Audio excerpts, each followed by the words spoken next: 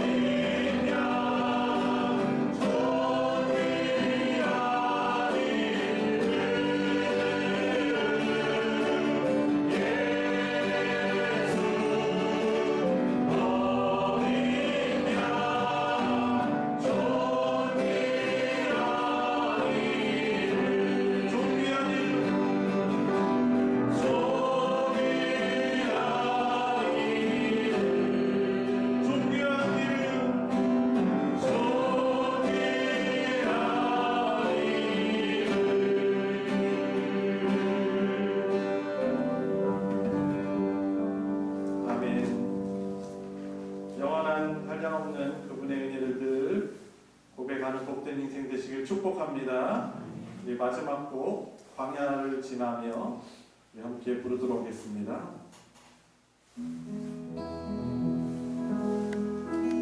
왜 나를 깊은 어둠 속에 홀로 두시는지 어두운 밤 널 힘없는지 나를 고독하게 나를 낮아지게 세상 어디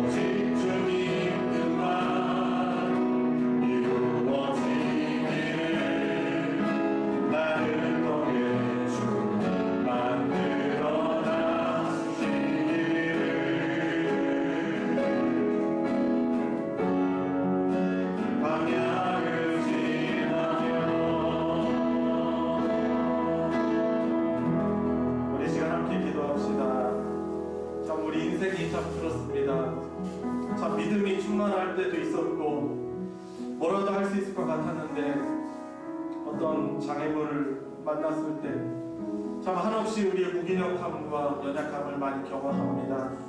그러나 그때 참 은혜인 것은 우리 주님을 만날 수 있는 그런 광야가 된다는 사실인 것이죠. 하나님, 제 인생을 하나님께서 주장하여 주셔서 이 인생이라는 참 광야 가운데 하나님의 도움이 없이는, 하나님의 동행 없이는 살 수 없음을 매일매일 고백하며 살게 해주시고 인생을 하나님을 예배하고 하나님 앞에 엎드리는 것이 인생의 가장 큰 힘과 위로로 삼고 살아가게 하여 주십시오. 오늘도 나는 부활이요 생명이다라는 그 주제가, 그 부활의 신앙이 오늘 확고히 설 수 있는 그런 귀한 은혜의 시간 될 수 있도록 성령 하나님 우리에게 은혜를 베풀어 주십시오. 우리 간절하게 우리 같이 통성으로 기도하도록 하겠습니다. 기도하시겠습니다.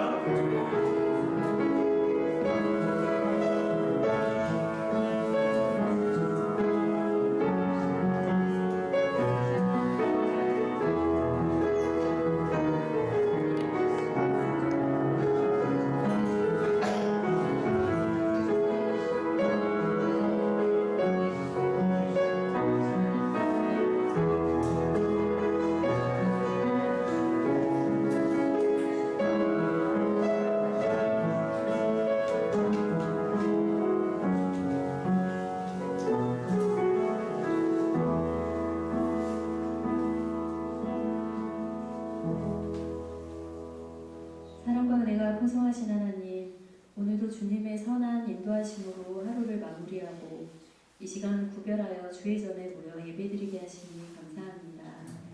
우리를 주의 자녀 삼아주셔서 주님의 인도하심 안에 살게 하신 은혜에 감사드립니다. 주님, 지난 3일간 저희는 바쁘다는 핑계로 주님을 잊고 나의 판단대로 세상의 유혹과 우리의 연약함 속에서 죄에 빠져 살았음을 고백하오니 저희를 용서하여 주시옵소서. 주님의 뜻을 생각하기보다는 나의 뜻을 앞세우며 살았음을 회개합니다. 오직 주님의 보혈로 우리를 깨끗이 씻어주시고 언제나 성령 안에서 다시 새로워지게 하여 주시옵소서. 한 해의 결실을 추수하는 가을이 깊어지고 있는 가운데 우리들의 믿음의 열매는 추수할 것이 있는지, 열매를 맺고 있는지 다시 한번 되돌아보게 하시고 새해 소망을 하며 적었던 기도 제목들을 다시 생각하며 풍성한 결실을 맺을 수 있도록 더욱 힘쓰며 기도하게 하여 주시옵소서. 주님, 우리 소망교회 성도들을 위해 기도합니다. 각 가정마다 주님의 평안과 화목이 있게 하시며 삶의 현장 가운데 역사하셔서 마음에 상처가 있을 때, 또 여러 경제적인 어려움에 처할 때, 그 밖에 어려움이 닥칠 때에도 능히 이겨낼 수 있는 주님의 능력과 위로를 허락하여 주시옵소서. 특히 요즘 독감이 유행하고 있는 가운데 소망교회 모든 어린아이들로부터 어른들까지 건강 잃지 않게 하시고 건강상의 이유로 주님을 멀리하거나 예배드리는 일에 소홀해지지 않도록 주님 도와주시옵소서. 내일은 대학 수학능력 시험을 봅니다. 오랜 시간 인내와 수고로 달려온 모든 수험생들이 이제 결실의 순간을 앞두고 있습니다. 주님, 이들에게 평안과 담대함을 허락하여 주시옵소서. 불안과 두려움 속에서도 꿈을 향해 나아온 발걸음을 주님이 기억해 주시옵소서. 시험장에서도 집중력을 잃지 않고 준비한 모든 것을 기억나게 하시며 성실히 준비해온 모든 이들의 노력이 아름답게 열매 맺을 수 있도록 축복하여 주시옵소서. 이 시간 나는 부활이요 생명이다라는 제목으로 말씀을 전하시는 목사님과 함께 하셔서 말씀의 능력을 더하여 주시고 늘 영육간에 강건하게 하여 주시옵소서. 선포되는 말씀을 듣는 모든 우리 성도들이 바르게 신앙의 열매를 맺는 믿음을 가질 수 있도록 인도하여 주시고 예배를 통해 주님을 깊이 만나는 귀한 시간 되게 하여 주실 줄 믿사오며 예수님의 이름으로 기도드립니다. 아멘.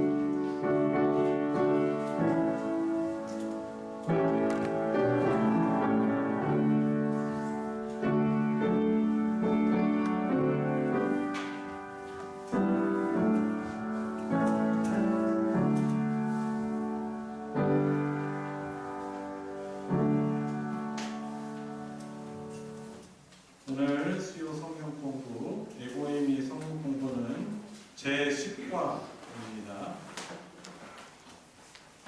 가지신 교재 페이지 71페이지입니다. 10과 드디어 5번째, 총 7번째 가운데 5번째 예수님의 자기 계시. 나는 부활이요 생명이다 라는 부분입니다. 혹시 전에 예수님의 자기 계시 어떤 것들 우리가 다뤄왔는지 혹시 기억나십니까? 총 7가지 가운데 기억 잘 안 나시죠? 우리가 참 지나가면 잘 잊어버려, 저도 더 잘 잊어버려지고 그렇게 되더라고요. 그래서 한번 리마인드하고 외울 겸 한번 생각해 보겠습니다. 한번 단원 보시고 그 목차를 보시면은 앞쪽에 몇 페이지입니까? 4페이지죠. 거기 차례가 있습니다. 거기 보시면은 중요한 그런 단어 한 자만 떼가지고 우리가 한번 외워보려고 합니다. 1번은 나는 생명의 떡이다에서는 떡, 그리고 떡. 그리고 두 번째로는 세상의 빛에서는 빛. 그리고 양의 문에서는 문. 그 다음에 선한 목자다에서는 목. 한번 동그라미 한번 쳐보세요. 떡빈 문목. 벌써 범상치 않죠? 잘 외워질 것 같은 느낌이죠? 떡빈 문목. 그 다음에 이제 3가지 남았어요. 부활이다. 부에 동그라미 치시고. 그 다음에 길이요 진리요 생명이다. 요한복음 14장에 나오는 그런 것이죠. 13장이죠. 그리고 마지막으로 여기서 참 포도나무, 여기는 그냥 참이라고 합시다. 참이 좀 어감이 좀 좋아서. 그래서 이 첫 자들만 빼가지고 우리가 연결해서 한번 외워보자고요. 자, 한번 따라해볼까요? 떡빛, 문목, 북일참. 좀 어떻습니까? 내가 이걸 제가 연상법으로 이걸 뭘 떠올렸는지 잘 외워질까 생각해봤는데 별로 생각은 안 나더라고요. 근데 중요한 건 우리가 먹을 걸 좋아하니까 가장 먼저 떡으로 예수님이 자기 계시를 하셨어요. 떡빛. 그 다음 뭐죠? 문목. 떡빛 문목, 북일참. 이 셋 이렇게 끊어있는 게 잘 외워지더라고요. 제가 이걸 언제 배웠냐면 중학교 때 숫자나 이 문자 끊어 읽으면 더 잘 외워진다고 당시에 김은태 장로님한테 배웠어요. 세레스라는 그 트럭을 몰고 다니셨거든요, 예전에. 그때 권혁순 성도님하고 제가 중학교 때일 거예요. 그때 차 옆에 딱 태우고 가면서 숫자를 하나씩 쫙 길게 알려주시는 거예요. 한번 외워보래요. 그래가지고 저희가 그냥 우물쭈물 하니까 한꺼번에 다 외우려고 안 내어진다 하면서 4자, 3자씩 혹은 3자, 4자씩 끊어 읽으래. 우리 전화번호도 보면은 7자리면은 어떻게 끊어 읽어요? 3자리, 4자리 끊어 읽으니까 훨씬 쉬운 거예요. 외우기 훨씬 쉬워요. 자, 그래서 지금 뭘 말하려고 하냐면 이 떡빛, 문목, 북일참도 4개, 3개씩 한번 붙여가지고 외우면 좀 입에 잘 달라붙습니다. 자, 처음에는 어떤 주제를 예수님이 알려주셨어요? 뭐죠? 우리가 먹을 거 좋아하니까? 떡! 그죠? 떡만 생각하면 그냥 쩌랑 나와요. 자, 떡빛, 문목, 북일참. 그래서 제가 이제 한번 지나가다가 이번 주일날 한번 여쭤볼 거예요. 자, 7가지 자기 계시 주제가 뭐죠? 하면은 그냥 우리 머릿속에 그냥 떡빛 문목 북일참 이게 딱 생각이 나셔야 돼요. 그런데 이제 왜 알려드리냐면 우리가 이제 이 교재도 이제 끝나잖아요. 공부 끝나고 이 주제가 기억이 안 나면은 물론 이제 다시 보면은 또 유익하겠는데 이 기억하는 게 사실 좋습니다. 예수님의 자기 계시 7가지 이것을 우리가 알고 있는 것이 대단히 유익한 것이죠. 그래서 배우는 것이죠. 우리가 총 15주에 걸쳐서 이 주제가 아주 중요하기 때문에 배우고 있는 것입니다. 자, 7가지 주제 한번 말해볼까요? 자, 시작! alright. 우등생들이에요, 우등생들. 자, 이렇게 끊어있는 것, 김을태 장로님이 원래 저 중학교 때 알려주신 거예요. 자, 자, 10과 하도록 하겠습니다. 자, 오늘의 주제를 같이 읽어보겠습니다. 시작! 나는 부활이요 생명이다. 아, 맞다. 첫 자만 알려드렸더니 그 그 자만 기억하시는 거 아니겠죠? 자, 떡은 어떤 주제예요? 앞에 에고부터 시작했죠. 나는 붙여야 돼요. 뭐죠? 나는 생명의 떡이다. 그죠? 아, 잘하셨어요. 빛. 자, 무엇일까요? 나는? 그죠? 세상의 빛이다. 그냥 빛 말고 세상의 빛. 그 다음에 문은? 양의 문이다. 그죠? 양이 그리로 들어가는 양. 자, 양의 문이다. 그 다음에 목은? 그죠? 잘하십니다. 나는 선한 목자다. 그 다음에 부, 오늘 거죠? 나는 부하여 생명이다. 그 다음에 뭐죠? 길.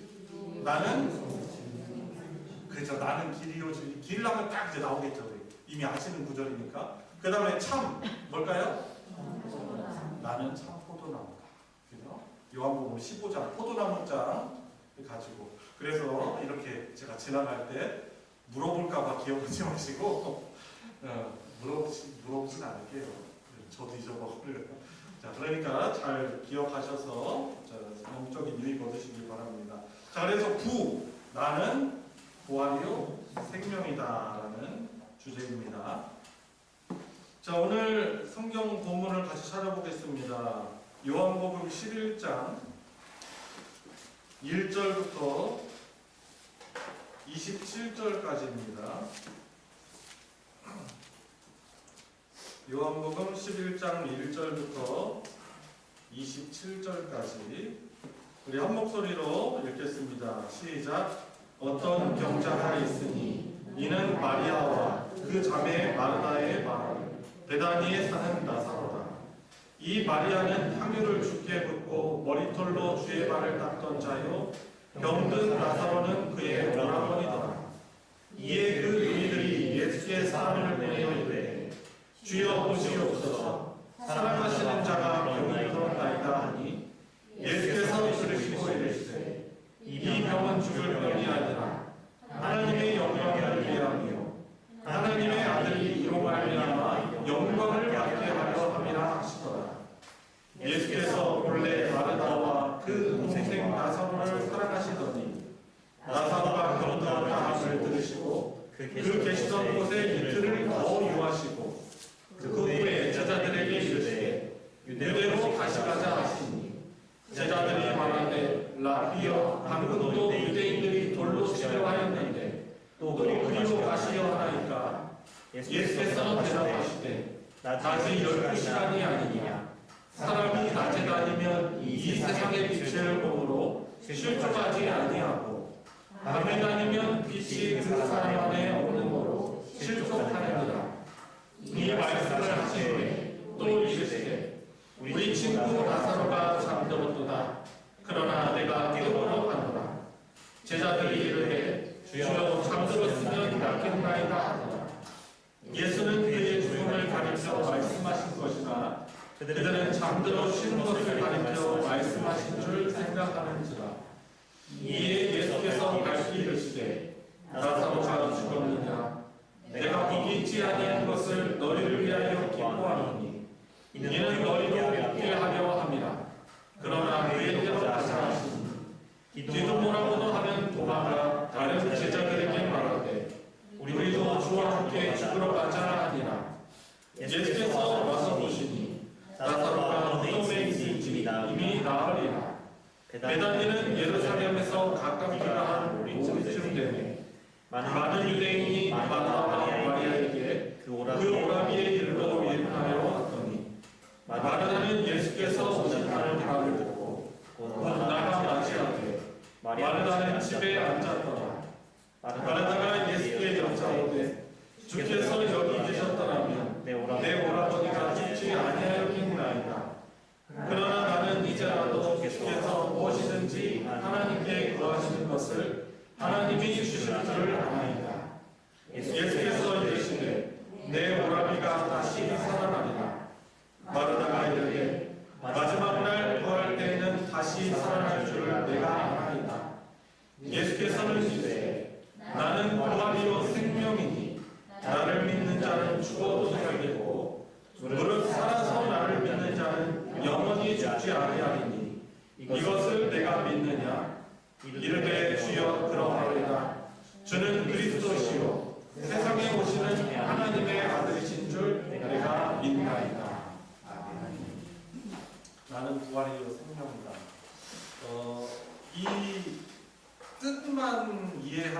아니고 오늘 이제 성경 공부도 분명히 저나 여러분들이나 우리 주님께서 주시는 메시지가 분명히 있을 거예요. 핵심 메시지.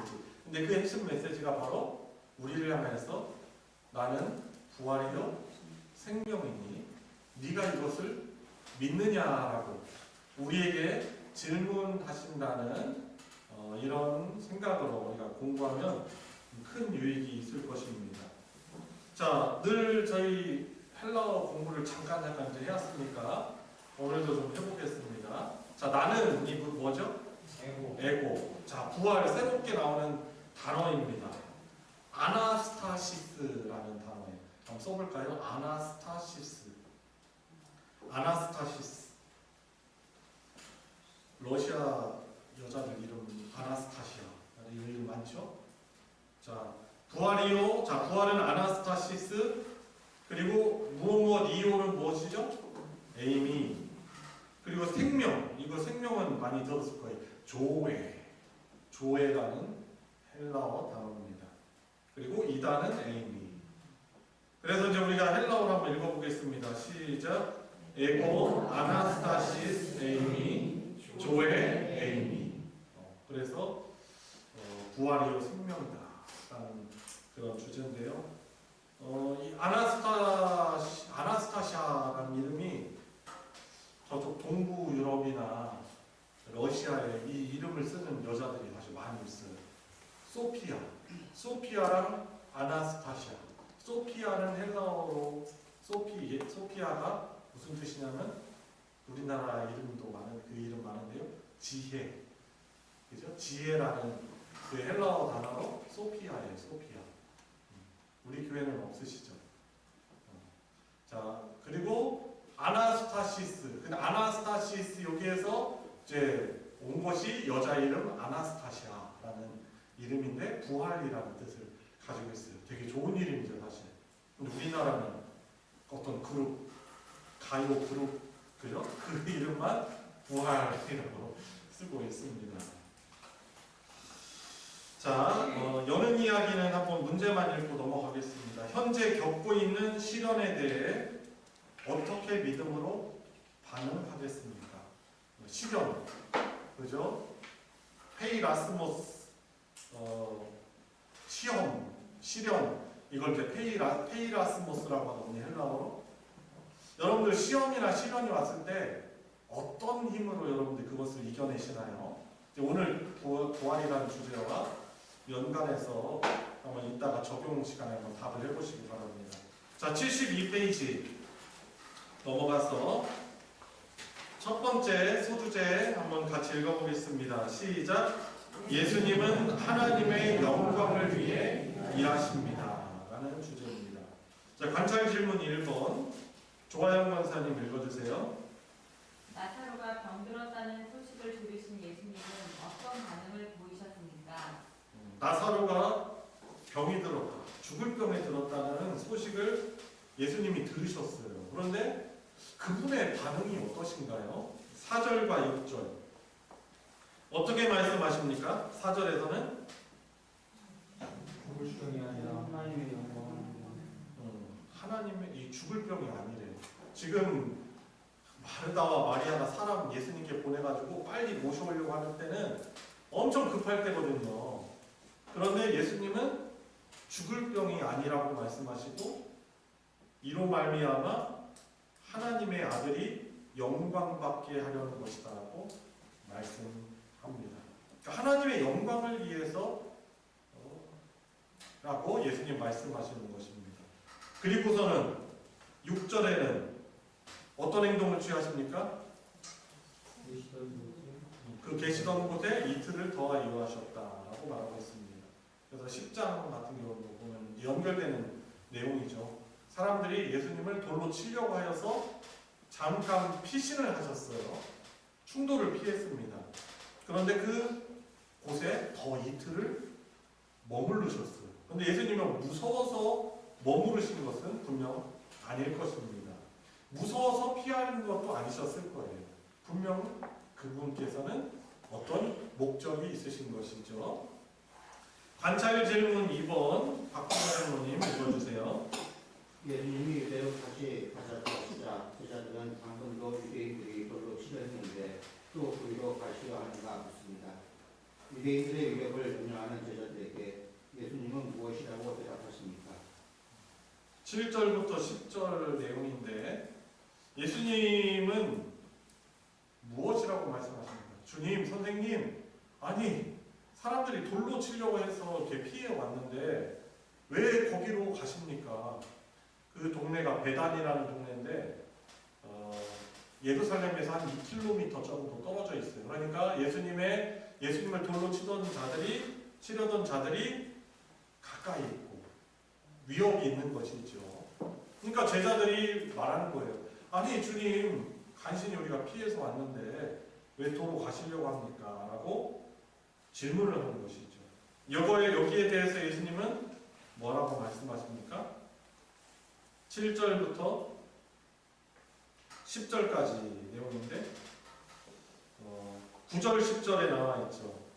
낮이 12시간이 아니면 사람이 낮에 다니면 이 세상의 빛을 보므로 실족하지 아니하고 밤에 다니면 빛이 그 사람의 얼굴로 실족하니라 라고 말씀하고 있습니다. 예수님이 의미하시는 것은 사실 그겁니다. 이 낮과 밤을 나누는 경계가 예수님의 십자가 사건이에요.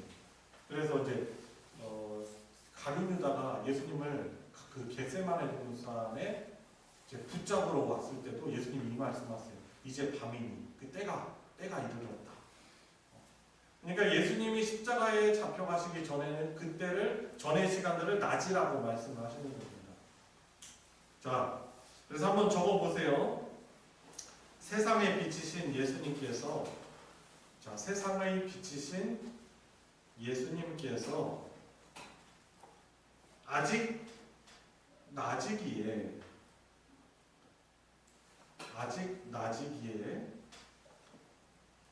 하실 일이 있어 함께 하실 것임을 말씀하십니다. 세상에 비치신 예수님께서 아직 낮이기에 하실 일이 있어 함께 하실 것임을 말씀하십니다. 그러니까 아직은 예수님이 십자가에 달려 돌아가시는 일로 인해서 제자들이 실족하는 때가 아니라는 거죠. 아직 낮이기 때문에 위협 속에서도 하실 일들을 하셔야 하는 것입니다. 그것은 바로 예수님이 부활이시다라는 것을 이제 예표하는 사건인 바로 나사로를 살릴 그 일인 것이죠. 자, 그 아래에 설명해 주는 걸 한번 읽어보겠습니다. 성태욱 권사님. 요한복음에는 모두 7개의 토적 사건이 기록되어 있습니다. 그 중에 예수님이 죽은 나사로를 살리신 사건은 마지막 표적입니다. 이 사건은 앞으로 있을 예수님의 십자가 고난과 죽음 및 부활을 연결하는 중요한 고리 역할을 합니다. 예루살렘에서 약 3km 떨어진 베다니라는 곳에 병든 나사로가 여동생 마리아와 마르다와 함께 살고 있었습니다. 마리아는 주님께 향유를 붓고 자기의 머리털로 주님의 발을 씻은 여자입니다.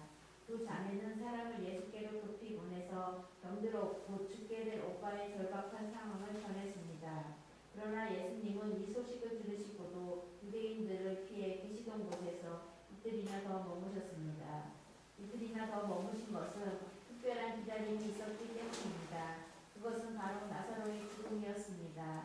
나사로를 사랑하시는 예수님이 이렇게 하신 것은 무엇 때문인가요? 나사로의 죽음은 하나님의 영광을 드러내는 일이기 때문이며 이 일로 예수님 자신이 영광을 받게 될 일이기 때문입니다.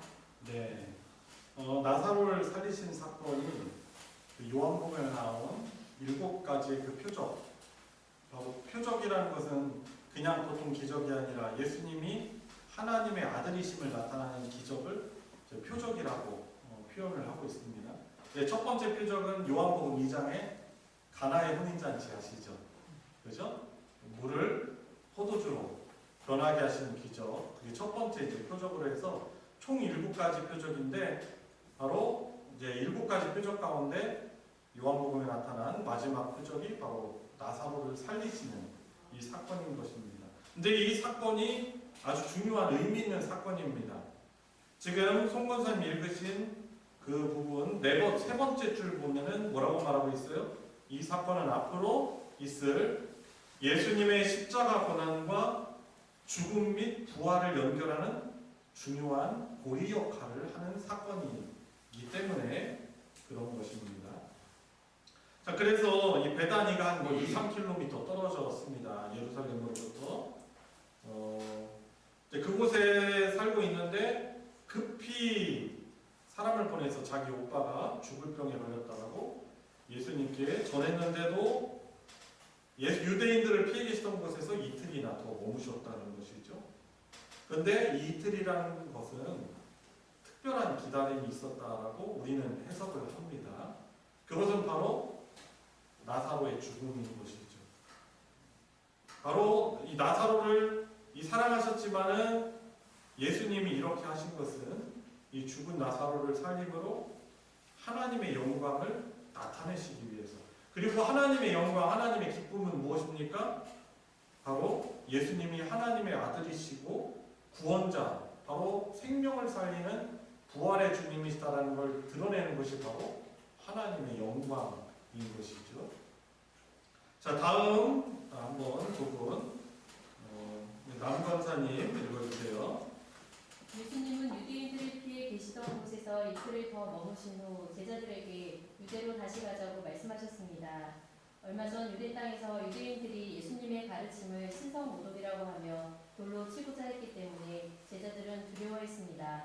그러나 예수님은 그곳으로 가기를 두려워하지 않았습니다. 예수님은 제자들에게 비유로 이렇게 대답하셨습니다. 낮이 12시간이 아니냐? 사람이 낮에 다니면 이 세상의 빛을 보므로 실족하지 아니하고 밤에 다니면 빛이 그 사람 안에 없는 고로 실족하느니라. 낮이 12시간이라는 말씀은 세상의 빛이신 예수님 자신이 아직 하실 일이 있어 그들과 함께 있다는 뜻입니다. 자신이 없는 어두운 밤, 즉 십자가에 달려 죽게 되면 제자들이 실족할 수 있어도 자신과 함께 있는 낮 동안은 실족하지 않을 것을 말씀하신 것입니다. 네, 그래서 위험을 알리는 제자들에게 그렇게 대답하신 거죠. 아직은 낮이다. 아직은 너희들과 함께 있어서 너희들이 실족하지 않고 나의 일을 나타내려 한다라고 말씀하신 것입니다. 자, 74페이지 넘어가서 2번 소주제 같이 읽어보겠습니다. 시작. 예수님은 제자들의 믿음을 위해 일하십니다. 네. 관찰 질문 3번 이재복 지사님 읽어주세요. 예수님이 제자들에게 나사로가 잠들었다고 말씀하실 때 잠들었다는 것은 무엇을 의미합니까? 그때 제자들은 어떻게 반응했습니까? 예수님이 잠들었다라고 이 나사로가 잠들었다라고 했는데 예수님이 표현은 잠들었다라고 말씀하시는데 어떤 의미예요, 사실? 그죠? 생명이 끊어졌다, 죽었다라는 의미인 것입니다. 그런데 제자들은 어떻게 이해를 하는 거예요? 어떻게 반응해요? 그냥 그대로 문자 그대로 나사로가 정말 잠에 들었나 보다라고 그렇게 이해를 한 것입니다. 간극이 있죠? 차이가 있죠? 예수님은 회당장 야이로의 딸이 죽었을 때도 이렇게 말씀하시죠. 이미 죽었는데 잔다라고 표현하십니다. 근데 왜 잔다라고 하시죠? 사실 다시 일어날 것이기 때문에 그렇기 때문에 잔다라고 하는 것이죠. 자, 그래서 예수님이 잠들었다라고 말씀하셨었는데 그것은 죽었다라는 것을 의미하는데 제자들은 잘 이해를 못하는 것이죠. 정말 잠들었다, 잠이 들어있다라고 생각한 것입니다. 자, 질문 관찰 질문 4번도 한 번 더 읽어주세요. 예수님이 나사로가 죽은 후에 가자고 하신 이유는 무엇입니까? 15절에서 보면은 자, 예수님이 나사로가 죽은 뒤에 가자고 하시는 이유가 무엇입니까? 목적을 말하고 있죠. 그죠? 나사로를 살리셔서 제자들이 예수님을 향한 굳건한 믿음을 갖게 하시려는 그 목적이 있으신 것입니다. 요한복음의 기록 목적이기도 합니다. 그죠? 예수로 하여금 하나님의 아들이시다라는 것을 믿고 힘입어 생명을 얻게 하려는 것이다. 요한복음의 기록 목적이죠. 자, 죽은 뒤에 가져가신 이유는 제자들이 그것을 보고서는 믿음을 갖게 하시려고 그러신 것입니다. 자, 설명해 주는 글 읽어봅시다. 최영 집사님. 예수님은 제자들에게 친구 나사로를 깨우러 가자고 하셨습니다. 제자들에게 죽은 나사로가 잠들었고 깨우러 가자는 말씀을 하시므로 예수님은 죽음의 권세를 이기는 분이심을 은연중에 알리셨습니다. 이것은 예수님이 유대 땅에 가고자 하신 목적이자 이 땅에 오신 목적이었습니다. 그러나 제자들은 예수님의 말씀을 전혀 이해하지 못했습니다. 자고 나면 나사로가 병에서 회복되어 일어날 것이라고 오해한 것입니다. 또 더 이상 유대 땅에 가지 않아도 될 것이라고 생각한 것입니다. 즉 병든 나사로보다 자신들의 안전을 더 생각한 것입니다. 그들은 나사로의 병이 하나님의 영광을 위한 일이라고 하신 예수님의 말씀을 기억하지 못하였습니다. 네, 그 다음 영광 제가 읽어줘요. 예수님은 나사로가 잠들었고 깨우러 가자는 말을 깨닫지 못한 제자들에게 나사로가 죽었다라고 분명하게 말씀하셨습니다. 그리고 나사로가 죽을 때는 거기 계시지 않고 나사로가 죽은 다음에 가시는 이유는 너희로 믿게 하려 함이라고 하셨습니다. 즉 이 일은 하나님의 영광을 드러내는 일인과 동시에 제자들의 믿음을 위한 일이었습니다. 분명 나사로의 죽음은 슬픈 일이지만 그것을 통해 제자들의 믿음이 더 성숙되는 일이기에 예수님은 기뻐한다고 말씀하신 것입니다. 죽은 나사로가 있는 유대 땅으로 가자는 예수님의 말에 도마는 예수님이 죽으러 가는 것으로 오해하고 우리도 함께 죽으러 가자는 무모한 말을 하고 맙니다. 네, 그래서 이 디두모라고 하는 도마가 그래서 예수님 따라서 우리도 죽으러 가자. 예수님 말씀을 잘 이해하지 못하고 우리도 가서 죽으러 가자. 그곳으로 가면 분명히 위협이 있기 때문에 자신들도 죽으러 가자라고 그렇게 말을 하는 것입니다. 근데 나중에 다 예수님을 떠나 도망쳐요. 살겠다고. 자, 예수님은 제자들의 믿음을 위해서 일하신 것이죠. 죽은 나사로를 깨워서 살리셔서 바로 이것을 보고 믿음을 갖게 하시려고 이 나사로가 죽은 뒤에 그 베다니로 가시게 되는 것입니다. 자, 오늘 이제 본문의 핵심적인 주제입니다. 3번 같이 읽어볼까요? 예수님은 부활이요 생명이십니다. 그렇죠? 이 예수님은 부활의 어떤 능력 되심 이것도 아니고 예수님 말씀하시는 건 뭐예요? 직접적으로 나는 바로 부활이다. 내가 부활이고 내가 생명이다라고 예수님이 말씀하시는 것입니다. 관찰 질문 보겠습니다. 관찰 질문 5번 김일태 장로님 읽어주세요. 나사로가 죽은 지 나흘 후에 오신 예수님께 말하다 한 말은 무엇입니까? 21절 22절 어떤 말을 하죠? 예수님이 만약에 여기 계셨더라면 일찍 오셨더라면 오빠가 죽지 않았을 것입니다 라고 말하죠. 근데 거기에 그치지 않죠. 그러나 이제라도 주께서 무엇을 구하시든지 하나님이 주실 것을 압니다 라고 믿음을 표현합니다. 그러니까 아쉬움을 표현하는 거 예수님을 향해서 왜 빨리 오시지 않았습니까? 근데 이 아쉬움이 엄청난 아쉬움이겠죠. 왜냐면 죽었잖아요. 사랑하는 오빠가 죽었잖아요. 예수님을 향해서 약간 뭐랄까요, 원망도 섞였을라나 모르겠습니다. 정확한 뉘앙스는 몰라서. 여튼 큰 아쉬움이 있음을 표현하고, 그러나 지금이라도 이제라도 주께서 무엇을 구하시든지 하나님이 주실 것을 압니다 라고 마르다가 대답합니다.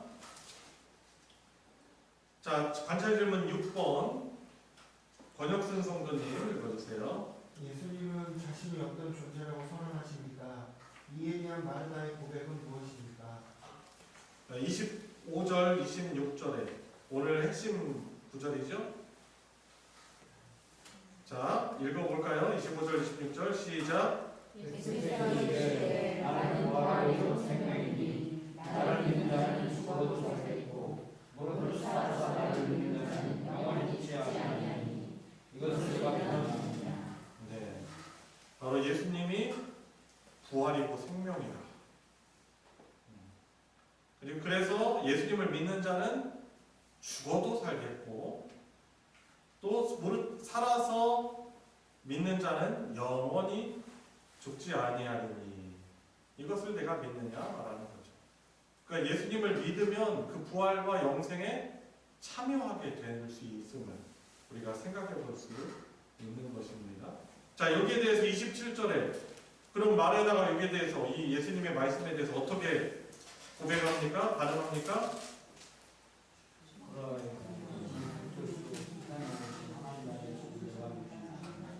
그렇죠. 예수님이 그리스도시고 세상에 오시는 하나님의 아들이신 줄 믿는다라고 믿음을 고백합니다. 자, 설명해 주는 걸 한번 읽어보겠습니다. 76페이지. 하느님 권사님.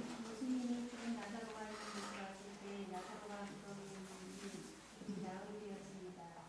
죽음이 나으리 되었으니 냄새가 날 수밖에 없었습니다. 즉 예수님은 나사로가 죽어 그의 시신에서 냄새가 날 때까지 기다리신 것입니다. 예수님이 베다니에 오셨다는 소식을 들은 마르다는 곧 나가 예수님을 맞이했습니다. 마르다는 주께서 여기 계셨더라면라고 하며 예수님이 즉시 오시지 않은 것에 대해 심각함을 드러내었습니다. 그러나 한편으로는 예수님이 하나님께 구하면 그 구한 것을 하나님께서 주시는 특별한 진심을 고백합니다. 그렇죠. 오시지 못했다는 것에 대해서 섭섭함은 아쉬움, 원망이 섞였을 수도 있고. 왜냐하면 너무 충격이잖아요. 제때 오시지 않아가지고 그렇게 됐다는. 우리도 한번 생각해보면 그런 게 있어요. 내가 원하는 타이밍에 때에 어떤 것이 이루어지지 않았을 때 우리가 살아보면 하나님께 좀 원망하는 그런 마음이 들 수도 있죠. 그러니까 어떻게 보면 마르다의 이 태도는 우리들의 어떤 태도를 또 보여주는 그런 부분도 있는 것 같습니다. 자, 다음 단락 읽어보겠습니다. 고우자 권사님. 예수님은 그의 오라버니 나사로가 살아나리라고 하십니다. 이에 마르다는 마지막 날 구할 때에는 다시 살아날 줄을 내가 아나이다라고 고백합니다. 마르다는 유대교 전통인 마지막 종말의 부활을 믿었으므로 오라버니가 다시 살아날 것에 대해 미래의 부활로만 받아들인 것입니다. 그러나 예수님은 마르다에게 나는 부활이요 생명임이라고 선언하셨습니다. 때와 시기의 문제가 아니라 부활의 주체이신 예수님을 보라고 하십니다. 예수 그리스도를 통하지 않고는 부활도 생명도 없습니다. 반면 예수님이 계시면 현재든 미래든 부활이 가능합니다. 생명의 주이신 예수님이 눈앞에 계시기 때문에 미래의 부활이 현재에도 일어날 수 있습니다. 예수님은 나를 믿는 자는 죽어도 살겠고 무릇 살아서 나를 믿는 자는 영원히 죽지 않을 것이라고 선언하셨습니다. 예수님을 믿는 사람은 죽을지라도 살 뿐만 아니라 살아있는 동안 예수님을 믿는 사람에게는 이미 영생이 시작되었음을 말씀하신 것입니다. 예수님은 마르다에게 물으셨습니다. 내가 이것을 믿느냐? 마르다가 대답합니다. 주여 그러하리다. 주는 그리스도시요 세상에 오시는 하나님의 아들이신 줄 내가 믿나이다. 예수님은 마르다로 하여금 예수님께 대한 믿음을 분명히 고백하게 만드셨습니다. 이미 죽은 지 나흘이 되어서 그 시신에서 냄새가 납니다라고 이렇게 마르다가 얘기하는데 확실하게 죽은 것을 사실 의미하죠. 그렇죠? 죽은 지 벌써 4일이나 지난 것입니다. 그래서 그냥 벌써 썩기 시작한 것이죠. 죽은 지 바로 뒤에 오신 것이 아니고 확실하게 죽었기 때문에 그 이미 부패가 시작된 그 뒤인 것입니다. 근데 그때 예수님이 말씀하시는 것이죠. 나는 부활이고 생명이니 네가 이것을 믿느냐 했을 때 예 그렇습니다. 그리스도시고 하나님의 아들이심을 믿고 또 장차 부활할 것을 믿습니다라고 마르다가 믿음을 고백하는데 유대인들이 가지고 있었던 그런 구약 성경에 나타난 보여지는 부활 신앙에 대한 그런 고백인 거죠. 다니엘서나 또 욥기 같은 경우도 이제 욥이 그 믿음을 고백하고 그리고 이 창세기에도 보면은 출애굽기에 보면은 출애굽기죠. 아브라함의 하나님, 야곱의 하나님, 뭐 이삭의 하나님 하면서 이미 죽은 자들이지만은 다시 살아난 그들의 하나님이시다라는 이런 구약 성경에 깔려 있는 이 부활 신앙을 이 마르다가 가지고 있었기 때문에 근데 그 마르다의 그 부활 신앙 고백은 언제예요? 나중에 그런 그때 부활로만 받아들인 것인데 예수님은 이렇게 말씀하시는 거예요. 어떤 때나 시기의 문제가 아니라 그냥 부활의 주체인 예수님을 바라보라라는 것입니다.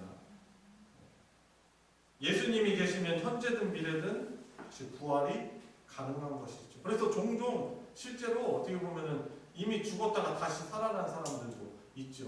제 친구 김천에서 목회하는 친구도 죽은 지 수시간 지났는데 다시 이렇게 다시 살아나가지고 그렇게 자기가 이제 신앙 간증을 하더라고요.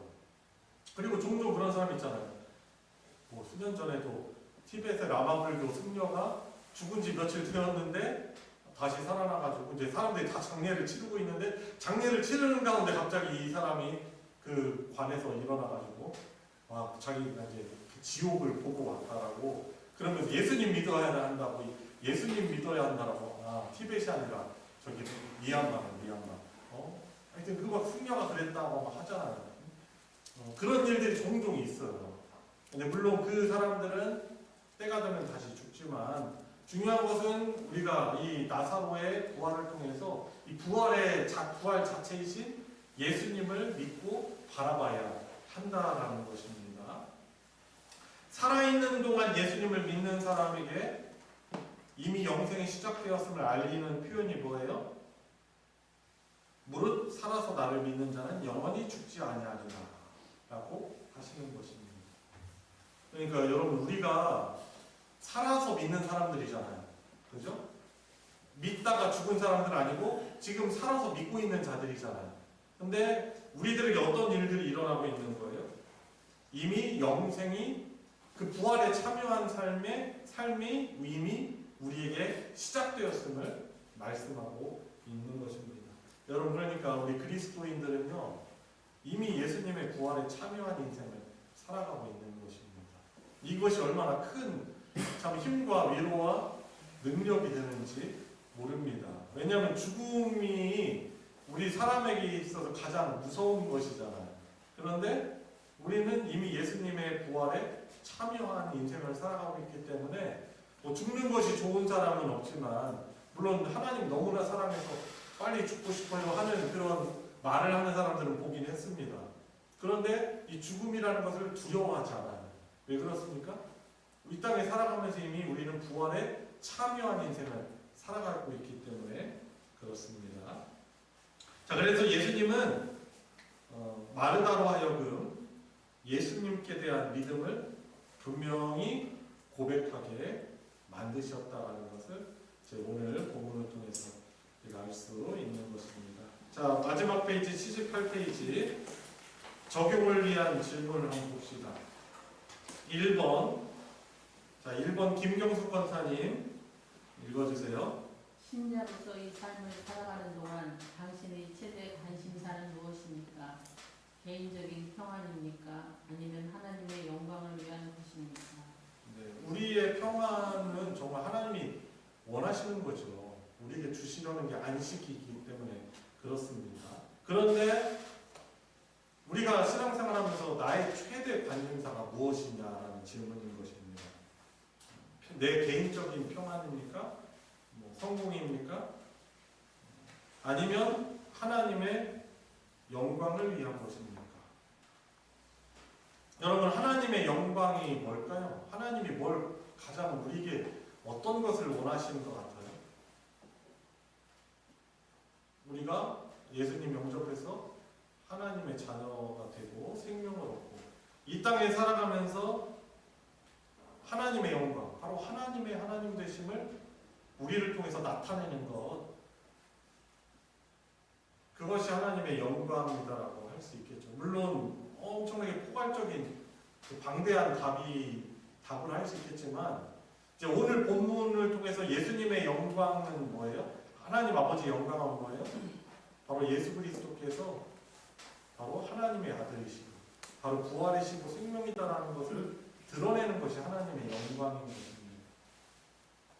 여러분, 저와 여러분들도 우리의 삶을 통해서 하나님이 어떠한 분이신지 드러내는 것, 이것이 하나님 영광 아니겠습니까? 네, 기본적으로 우리 그리스도인이니까 기본적으로 성품을 통해서, 그렇죠? 내 성품이 그 하나님 아버지의 성품을 점점 더 닮아가는 거죠. 내 생각, 하나님의 생각, 내 입술, 그 하나님이 기뻐하시는 입술을 가지고 살아감으로 하나님이 이러하신 분이시다라는 것을 그 성품을 통해서 드러내야 되겠죠. 그리고 내가 하는 일을 통해서 하나님 정말 살아계신 분이시다, 이런 분이시다라는 걸 우리가 나타내며 살아가는 것이 하나님의 영광일 것입니다. 그래서 오늘 이 공부를 통해서 나는 내 삶의 최대 관심사 어떤 것을 가져야 되는지 좀 돌아봐야 할 것입니다. 자, 두 번째 유순자 공사님 읽어주세요. 부활에 대한 믿음과 고백이 현재 자신의 신앙과 삶에 어떠한 영향을 주고 있습니까? 함께 나눠 주십시오. 예수님이 바로 부활이시고 생명이시다라는 그 고백, 여러분들의 고백이시죠? 아멘이시죠? 그러면 이 고백이 내 일상과 동떨어진 그런 고백인지, 아니면 지금 현재 내 신앙과 삶에 어떤 영향을 주고 있는지 한번 생각해 보는 것이죠. 어떻습니까? 여러분, 부활신앙이 여러분들의 신앙생활에 어떤 영향을 미치고 있습니까? 아마 공감하실 텐데요. 그 어떤 절망적인 일도 이기게 하는 그런 믿음의 능력이 아마 될 것이다라고 아마 여러분들 생각하실 것입니다. 가장 큰 절망이 뭐예요? 우리 삶에 있어서 죽음이잖아요. 그게 어떻게 보면 사탄이 이용하는 무기란 말이에요. 죽어. 혹은 막 죽음의 공포를 주는 것. 그런데 이 죽음 말고 죽음보다는 덜한 여러 가지 어떤 위협들이 있단 말이에요. 어떤 장애물을 만나기도 하고. 그런데 우리가 부활의 주님을 믿는 이 믿음이 이런 것들을 잘 감당하고 이기는 능력이 되는 거예요. 죽음마저도 이기게 하는 부활의 능력이기 때문에 그 어떤 시련이 왔을 때도 우리가 그것을 부활의 신앙으로, 부활하신 주님이 나와 성령으로 함께 하신다 라는 이 믿음이 얼마나 큰 힘인지 모릅니다.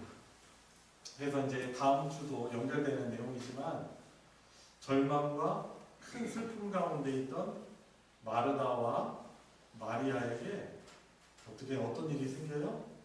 그 오빠가 살아남으로 그 기쁨을, 그 평안을 회복시키시는 그 승리를 이제 보게 하시는 것입니다. 그래서 죽은 나사로가 이미 죽은 지 나흘이 되어서 썩은 냄새 나는 그 나사로가 다시 예수님의 명령으로 사는 모습을 보면서, 그리고 오늘 본문 말씀이죠. 나는 부활이요 생명이다라는 그 고백을 통해서 그렇지, 우리가 믿는 예수님은 바로 부활이시고 생명이시다 라고 우리가 믿을 수 있게 되는 것이. 그래서 오늘 아까 외운 7가지 뭐예요? 처음에 뭐죠? 네? 예, 떡빛, 문복, 북일참. 그냥 7가지 외웠다 이것이 아니고 부가 뭐예요? 나는 부활이요 생명이다. 이 주님을 내가 믿고 있고 또 믿어야 한다. 이것이 이제 우리 현실의 일상생활, 현실을 이기는 큰 능력이 될 줄 믿습니다. 오늘 여기까지 하고 우리 같이 기도하도록 하겠습니다. 우리 같이 기도하실 때 우리 배운 내용을 생각하시면서 기도하겠습니다. 부활이요 생명이신 주님, 죽음을 이기시고 부활하신 주님을 붙들게 하셔서 죽음과 고통의 절망 속에서도 주님만을 신뢰하는 믿음을 주십시오. 슬픔 앞에서도 그것이 나를 넘어지게 하더라도 다시금 일어서게 하는 믿음 되게 하시고 어려움들을 이기게 하는 능력 되게 해주십시오. 우리 같이 우리 합심해서 기도하도록 하겠습니다. 부활이요 생명이신 주님, 택하신 하나님의 백성 저희들을 사랑하여 주셔서 이 땅에 십자가를 지시고 매달리시고 죽으셨지만 3일 만에 구원하시도록 죽음마저도 이기시고 승리하신 그 주님, 부활하고 그리고 생명의 주님을 저의 주님이요 저의 하나님이요 그리스도로 고백을 드립니다. 주님, 그 안에 살아가는 자를 이미 그 부활하신 주님의 역사에 참여한 삶을 살아가고 있음을 고백을 드립니다. 주님, 허락해 주신 이 어려움들도 살아계신 하나님을 경험하고 부활의 주님의 능력을 경험하는 기회가 될 줄 믿습니다. 이 믿음을 가지고 승리하며 살아갈 수 있도록 하나님 은혜를 주시옵소서. 주님 믿음 더하여 주시옵소서. 우리 한 번만 더 기도하겠습니다. 오늘 대표기도 언급하셨지만 내일 또 수능을 보는 우리 중고등부 학생들이 있습니다. 많이 불안하고 참 그럴 것입니다. 하나님 함께 해주세요. 함께 해주시지만 하나님 은혜를 더해 주십시오. 맑은 또 정신 또 머리로 명철 주셔서 시험을 잘 문제를 이해하고 잘 답변할 수 있도록 하나님 은혜를 베풀어 주십시오. 그래서 좋은 열매로 하나님 가족들과 우리 하나님의 가족인 우리 성도들에게 참 기쁨이 되는 좋은 결과가 있고 무엇보다도 하나님의 영광을 드러내는 그런 기회가 될 수 있도록 하나님 은혜 베풀어 주십시오. 그래서 내일 수능자를 위해서 기도해 주시고 그리고 이번 주에 또 진급 시험이 있는 또 성도도 있습니다. 하나님께서 또 힘 주십시오. 지혜로 함께 해주시고 또 임용고시를 준비하고 또 공무원 시험을 준비하는 우리 청년들도 있습니다. 하나님께서 도우시고 비록 어려움 속에서 오히려 하나님의 역사하심을 경험하는 그런 기회가 되게 하여 주십시오. 우리 같이 우리 그 학생들을 생각하며 우리 마지막으로 기도하도록 하겠습니다. 하나님 아버지, 내일 또 수능을 앞두고 있는 성령님과 주님, 주님 승주를 하나님께서 주님 사랑하여 주시기 원합니다. 하나님, 긴장되고 또 두렵고 떨리는 그런 마음이 있을 텐데 하나님 그들 마음에 용기 주시고 평안한 마음 주시고 주님 내일 시험을 볼 때 주님 많은 정신으로 잘 문제를 이해하고 주님 시간 내에 잘 것을 잘 풀 수 있도록 하나님이 함께하심을 경험하는 복된 기회가 될 수 있도록 아버지 은혜를 베풀어 주시옵시고 좋은 열매로 가족들과 우리 성도들에게 우리 교회 공동체에 기쁨 되게 하여 주시며 하나님의 영광을 드러내는 하나님의 영광을 보는 귀한 일이 될 수 있도록 인도하여 주시옵소서. 하나님 더 시험을 앞둔 우리 성도들 있습니다. 하나님께서 힘주시옵소서. 하나님 해주시옵소서. 주님 잘 들을 수 있도록 은혜를 베풀어 주시기 원합니다. 하나님 모습 보내주시기를 원하겠습니다. 하나님께서 내 영혼을 축복하여 주시고 함께하여 주셔서 하나님 이런 분별 시간이 충분하지 않지만 그러나 하나님 부족함 가운데 나약하고 연약함 가운데 강함이 되시는 그 주님을 덮고 하나님 의지하고 경험할 수 있는 기회가 될 수 있도록 아버지 은혜를 베풀어 주시길 주님 원합니다. 주님 영원한 인생의 성장을 주님 함께하여 주셔서 주님 영원한 은혜를 가운데 하나님 하나님 여러분께 하시고 하나님 베풀어 주시고 주님 하나님 아버지 정말 예수 그리스도의 부활에 이미 참여한 그 영생에 참여한 복된 인생 가운데 살아가게 하여 주시니 주님 감사를 드립니다. 우리를 두렵게 하고 절망하게 하는 그 죽음마저도 주님 명령하셔서 물리치시고 생명을 회복시키시는 우리 주님을 예수님을 나의 주 나의 하나님으로 고백하며 믿음 가지고 살게 해주시니 감사를 드립니다. 아멘. 인생이라는 광야 속에서 우리에게 닥쳐오는 이 수많은 어려움 속에서 우리와 함께 하시는 주님의 영이신 성령 하나님을 더욱더 의지하게 하여 주시옵시고, 주님 기댈 곳이 없는 그 어려움 속에서, 그 광야 속에서 하나님만이 내 참소망이요 능력이시다, 내 구원의 뿌리시다라는 것을 우리 또한 고백하며 주님을 의지하게 해주시옵시고, 그 장애와 그 어려움이 오히려 하나님의 역사를 드러내는, 하나님의 영광을 보는 복된 인생 저희들 되게 하여 주시옵소서. 시험을 앞둔 우리 학생들, 청년들, 주님을 성도 하나님께서 기여하여 주시옵시고, 주님 명철함을 더하여 주시옵소서. 주님 담대하고 주님 평안한 마음으로 볼 수 있도록 하나님 역사해 주시고, 하나님 능력이 우리가 부족하지만은 우리 하나님이 능력 되시고 역사해 주심을 경험하고 하나님께 영광 돌리는 복된 기회가 될 수 있도록 하나님 은혜를 더하여 주시옵소서. 주님 건강이 또 연약한 우리 성도들을 기억하여 주시사 주님 강건함을 회복하게 하여 주시옵시고, 이 모든 일들이 우리의 연약함으로 낙심과 좌절의 기회가 아닌 오히려 분발의 기회가 되고, 하나님이 함께 하시고 하나님이 치료하여 주시고 회복시켜 주시는 하나님의 강한 손길을 경험하는, 그리하여 하나님의 영광이 드러나는 우리 복된 성도들의 가정, 그 삶 되게 하여 주시옵소서. 우리 구주 예수 그리스도의 이름으로 기도드리옵나이다. 아멘. 주기도로 마치겠습니다. 하늘에 계신 우리 아버지여, 이름이 거룩히 여김을 받으시오며 나라가 임하시오며 뜻이 하늘에서 이루어진 것 같이 땅에서도 이루어지이다. 오늘 우리에게 일용할 양식을 주시옵고, 우리가 우리에게 죄 지은 자를 사하여 준 것 같이 우리 죄를 사하여 주시옵고, 우리를 시험에 들게 하지 마시옵고 다만 악에서 구하시옵소서. 나라와 권세와 영광이 아버지께 영원히 있사옵나이다.